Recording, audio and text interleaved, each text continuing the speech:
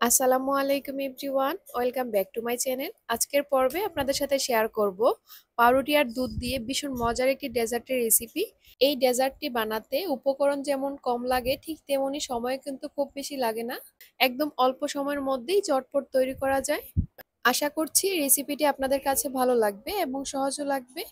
তাহলে চলুন আর কথা না বাড়িয়ে চটপট রেসিপিটি দেখে নিই।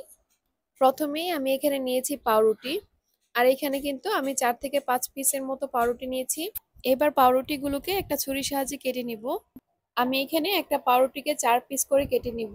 আর এই যে দেখতেই পাচ্ছেন, আমি কিন্তু স্কোয়ার শেপ করে পাউরুটির পিসগুলোকে কেটে নিচ্ছি। এই তো এক পিস পাউরুটি কিন্তু কেটে নেওয়া হয়ে গেছে। ঠিক একইভাবে বাকি পাউরুটির পিসগুলোকেও কেটে নিতে হবে। এই তো আমার সবগুলো পাউরুটির পিসই স্কোয়ার শেপ করে কেটে নেওয়া হয়ে গেছে। এবার এগুলোকে ভাজতে চলে যাব।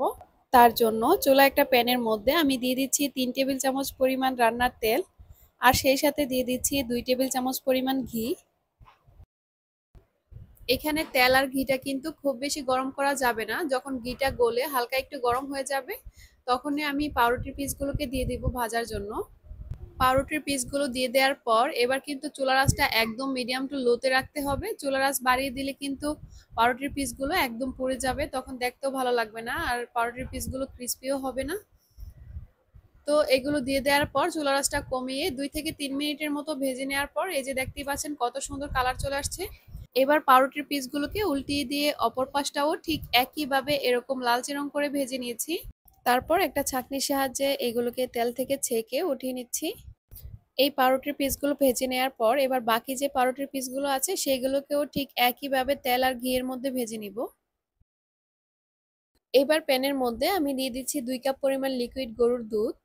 দুধটা দেওয়ার পর এবার খুব ভালোভাবে নেড়ে চেড়ে দুধটাকে জাল করে নিতে হবে, যেন নিচ দিয়ে দুধটা লেগে না যায়।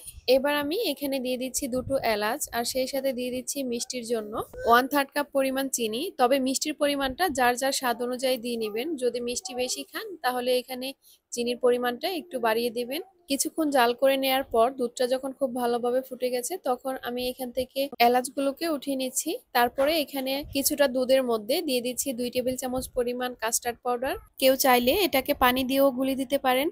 আর এখানে কাস্টার্ড পাউডারটা নির্ভর করবে দুধের উপর। দুধের পরিমাণ যদি বেশি হয়ে থাকে তাহলে কিন্তু কাস্টার্ড পাউডারের পরিমাণটাও একটু বাড়িয়ে দিতে হবে। এই পর্যায়ে কাস্টার্ড পাউডারটা দেওয়ার পর অনবরত নেড়ে চেড়ে জাল করে নিতে হবে, তা না হলে কিন্তু দুধটা দলা পেকে যেতে পারে। কাস্টার্ড পাউডারটা দিয়ে কিছুক্ষণ জাল করে নেওয়ার পর যখন এরকম ঘনত্বে চলে আসছে, তখন আমি চুলাটা অফ করে দিয়েছি। এর থেকে বেশি ঘন করা যাবে না, তাহলে কিন্তু এটা ঠান্ডা হবার পর আরো বেশি জমে যাবে। এবার দুধের মিশ্রণটাকে আমি একটা পাত্রের মধ্যে নিয়ে নিয়েছি। তারপরে আগে থেকে যে ঘি আর তেলের মধ্যে ভেজে রেখেছিলাম পাউরুটির পিসগুলোকে, সেগুলোকে একে একে এই দুধের মিশ্রণের মধ্যে দিয়ে দিচ্ছি। এই তো সবগুলো পাউরুটির পিসই দিয়ে দিয়েছি। এবার কিছুটা পরিমাণ বাদাম ডেজার্টগুলোর উপর দিয়ে ছড়িয়ে দিব।